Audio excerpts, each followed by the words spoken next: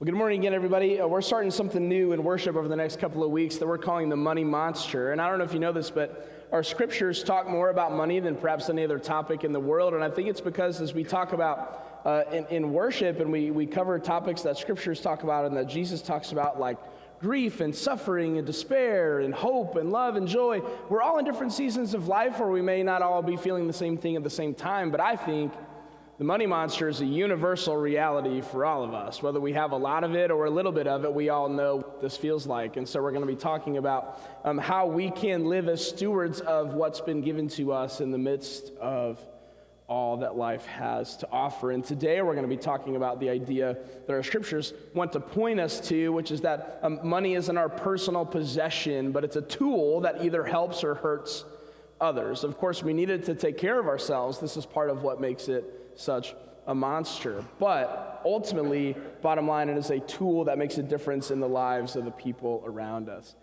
And I think I've talked about this before in various settings, but I have a rule for myself that I follow, I would say, like well over 90% of the time. I need my dishes done before I go to sleep. Anybody else feel like that? The dishes have to be done. My house needs to be tidied before I go to sleep. There's something about it. I can't relax until I know that I'm set up for the next day. It feels like at the end of the day, it allows me, even if it's like 11:30 at night is when I finally get a chance to do it. I want to do it. I want them clean. I want them in the dishwasher so we're ready to go for the next day. And I don't immediately wake up with another thing to do, right? So it's an opportunity for me to really just reset at the end of the day, and I go to bed knowing that I'm ready for the next day. And my wife and I also kind of have a practice where pretty much at least every week we'll sit down together, usually Sunday night, and we'll kind of say, what's coming up this week? Like what's happening in the evenings, and do we have anything on the calendar, and what's going on for meals, and all these things. That is sort of a collective reset that we have at the end of a week to get us ready for the following week or the week that's to come. And I'll bet you in one way, shape, or form, you have a reset in your life. Don't you? Like it might even be watching Jeopardy, but there's something that's a reset for you that allows you to recalibrate, to ignore what else is happening in the world and just let your brain check back into what's a priority for you. Because the busyness of the world and the busyness of our lives, it creates a problem for us. And I think the problem is that we allow the urgent to take precedent over the important. The urgent takes precedent over the important. And there are way more urgent things in the world, or at least things that feel urgent, than there are really, truly important things. You see, like getting the dishes out of the way and making sure that that's done, that feels urgent because if they pile up, then we don't have any dishes to use. We can't cook with anything, then we got to clean the dish. That's urgent, right? In the grand scheme of things, is that really that important? Not really. It's not that important to wash your dishes. If there's a crisis with my wife or with my son, I'm not going to say, hold on, let me finish the dishes and then I'll attend to you, right? Yeah, I might. She said I might. Depending on when it was, if I had time. No, but so that's an example of something that feels urgent but isn't particularly important. We let the urgent in our lives take precedent over the important. Somehow in the midst of the busyness of life, our priorities get out of whack, and we think that the urgent is important, and we lose sight of the things that are actually important because they don't always feel particularly urgent. So we all have a reset that lets us breathe a little bit and reset. And this is why, when we see our scriptures, why God institutes what we call the Sabbath. On the seventh day, God says we must rest. And this comes out of not a practice that God imposes on us, but the way that God originally intended it, right? When we see the creation story in Genesis, God spends 6 days creating. And then on the seventh day, God does what? God rests. God Sabbaths. Is it because God was just so exhausted from all that darn creating that he just needed to take a break? No. You see, God rested because God created, and then God entered into the creation to dwell with it, to rest. Do you recognize when we read the creation story, there is no eighth day? God rests on the seventh day. The seventh day, the Sabbath day, the day of rest, was supposed to be forever. That was what the world was supposed to be like. Sabbath, resting in the presence of God where there is no anxiety. There is no want. There is no need. There is no distraction of the urgent over the important. We rest together. And so God institutes the idea to say we need to do that as people every week to make sure that our labor actually has any kind of value. See, we don't Sabbath, we get this wrong. We think we Sabbath or we think we rest so that we have more energy to do the work. The Sabbath is the point. The rest is the point. The worship is the point, and everything else should be done in light of that, not vice versa. But God recognizes that one day a week is not enough. One day a week is not nearly enough. See, the Sabbath practice, even though we don't partake in a traditional Sabbath, like you might find an Orthodox Jewish person participate in by not working and taking that to an extreme level, but we still have this practice by doing what we do now, right? That's where this comes from. But the truth of the matter is that our prioritization and our reset that we get from worship and from a message and from Sunday school and from singing might not last us through lunch. You turn on the football game and something bothers you and now your reset is all blown. It doesn't take us long for our priorities to begin to switch. And so God says, I'm going to take it one step further. Every seventh day, you rest. You refocus and you repent. When we say repent, it means to physically turn around, is to repent, to turn around. So on the Sabbath, we repent. But God says on the seventh day, rest.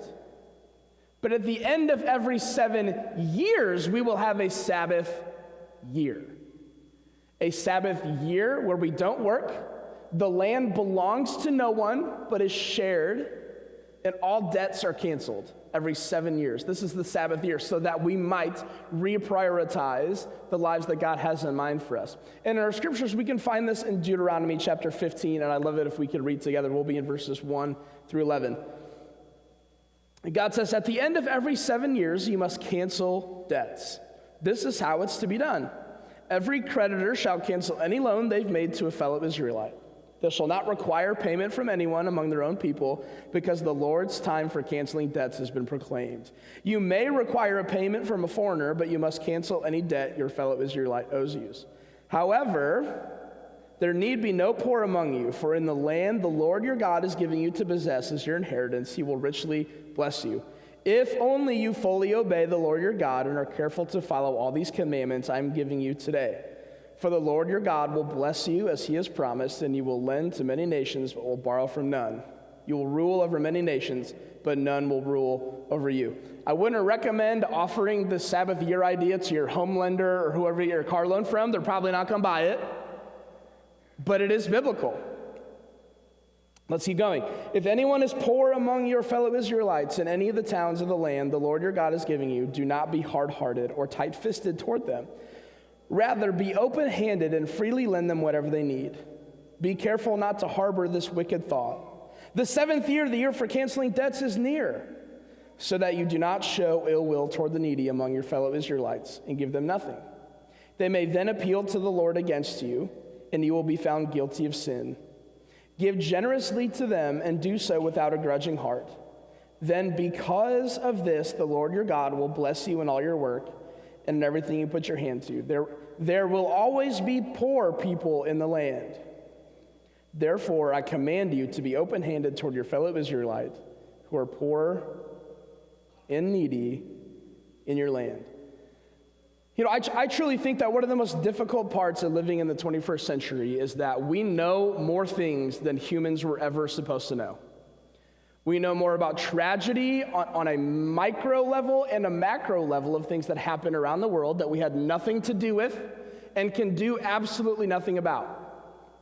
And I think it's ransacking our mental health. I think it's ransacking our emotional health, our self-esteem, and so much more.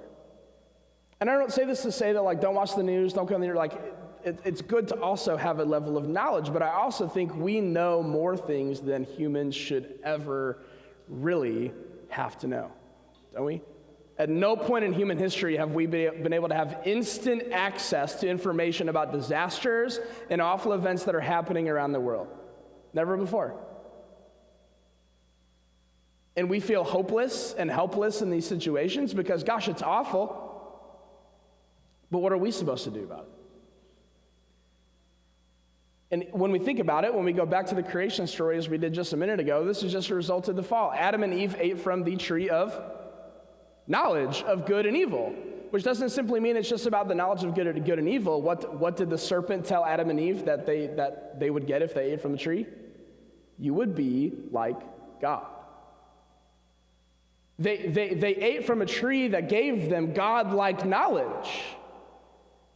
And despite the fact that technological advances and this and that are all terrific things, scientific advances, all terrific things for our world, but the heart of it says, your knowledge is becoming more similar to the knowledge of God, and God is the only one who can handle the type of knowledge that we've exposed ourselves to.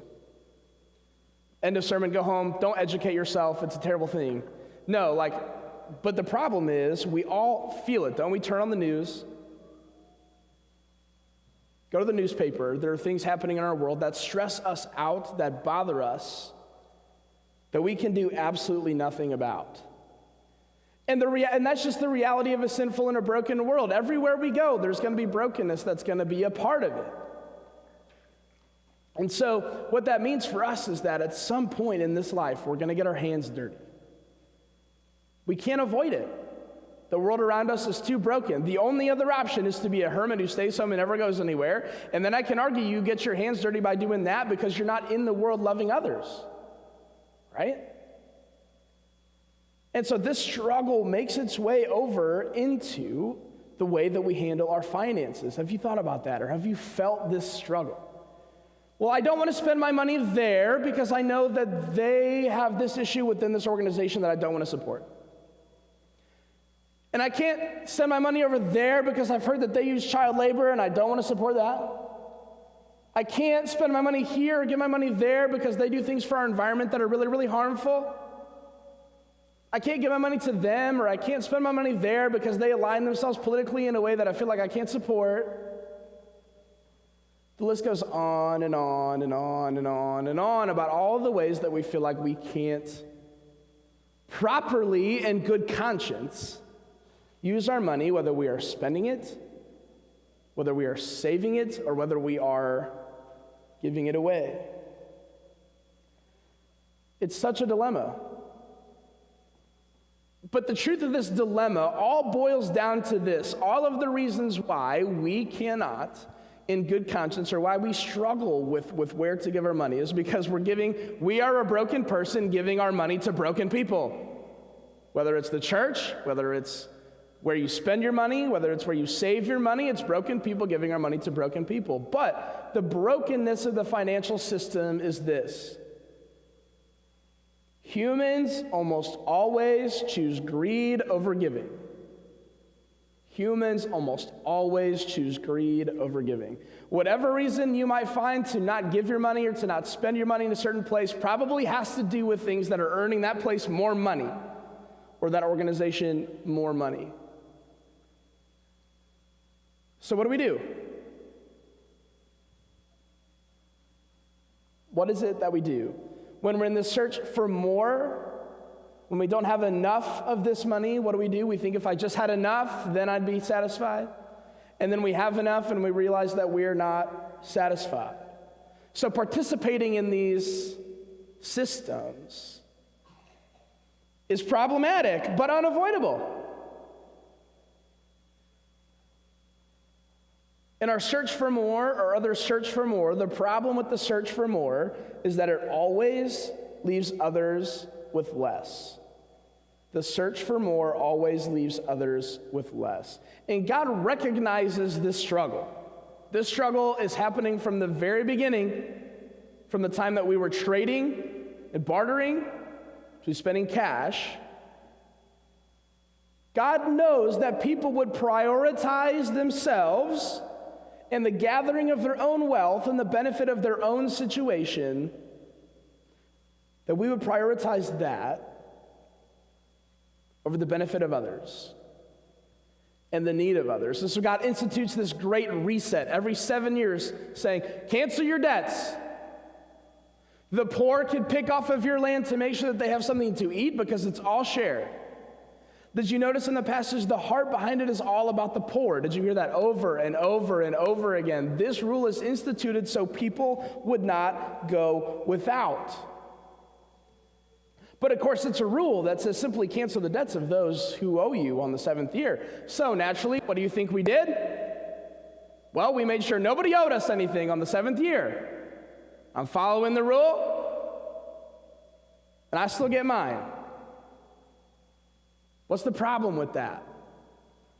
Well, when we have people who have need, who have a loan, who are trying to survive, and you don't give it to them because you don't want to pay back their money when it says cancel the debt, something that was supposed to help the poor has now made them even more disadvantaged.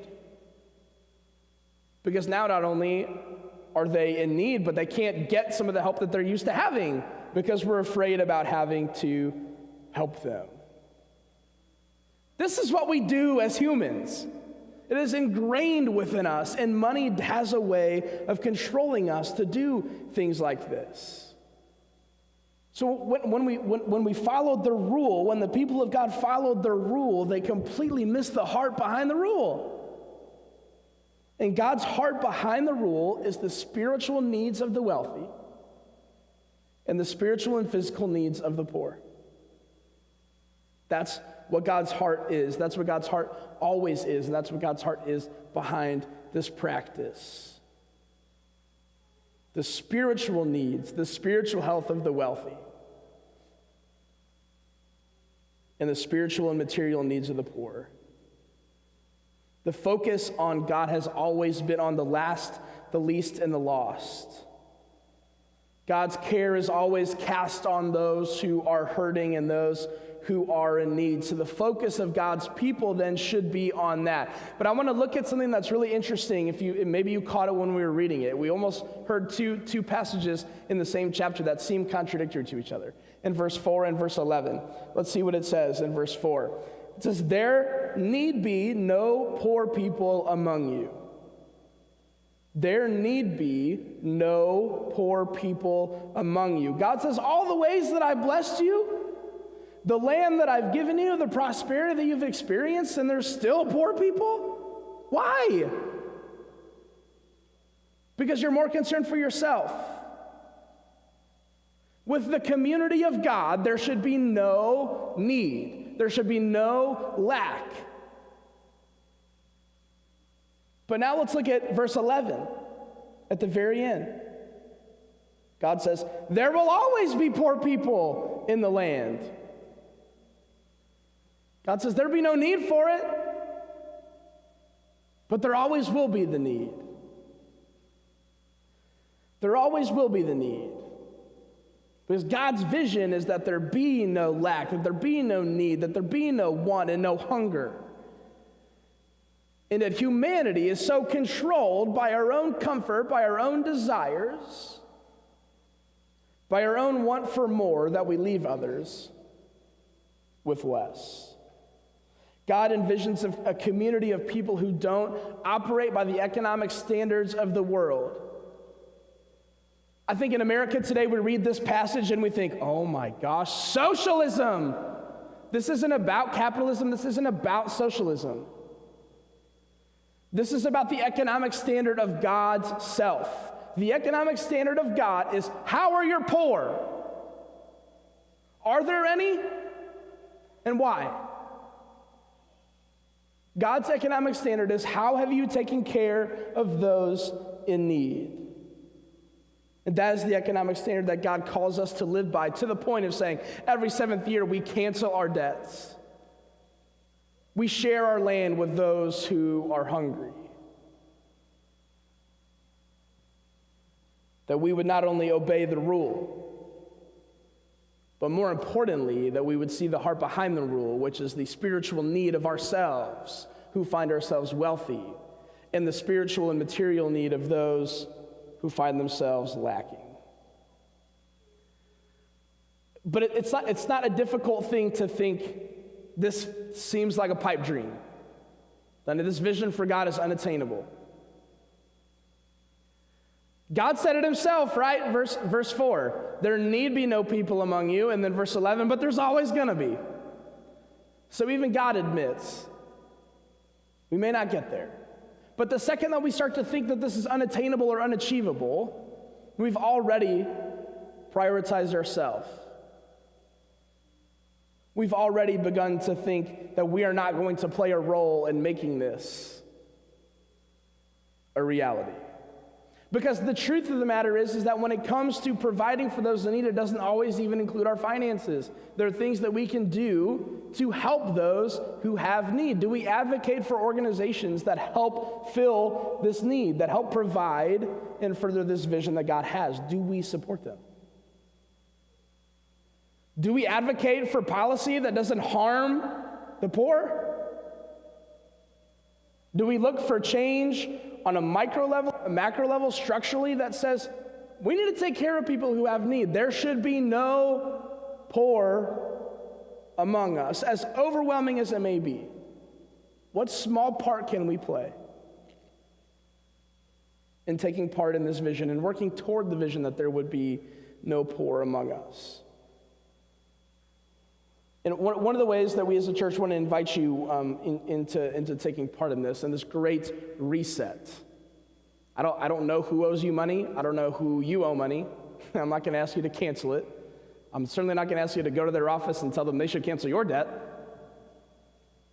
But I want to invite you in a way that we can have a great reset for ourselves, that can ask us the question of what do we prioritize? I want to challenge you to take part in this 1% challenge that we would love to see you do, which means if I can begin to look at my income in terms of what percentage of it do I give away? What percentage of it do I let go of? And instead of recycling over and over again, we come in, we know how much we put into the offering box, we know how much we give online, and it recycles over and over and over again. I want us to challenge ourselves to look at that number, whatever that percentage is going to be different for each of us, and that's terrific. But can we challenge ourselves to say, can I go 1% more? Just 1%. 1% more in 2024. Can I let go of 1% more in the upcoming year? You know, our amazing finance team gives you reports on your giving at least quarterly that you can see to know what that looks like for you. And if 1% more means that we've moved from 0 to 1, that's amazing. We're letting go of more. We're participating in this vision to combat those in need in the world around us. But that information can help you see where you're at and see how you might be challenging yourself to commit to giving 1% more in 2024. And I would love for you to take part in that. That the blessings are going to come from our sacrifice. Because the blessings that are born out of sacrifice is the ministry of Jesus. We remember that. And we remember Christ's ultimate sacrifice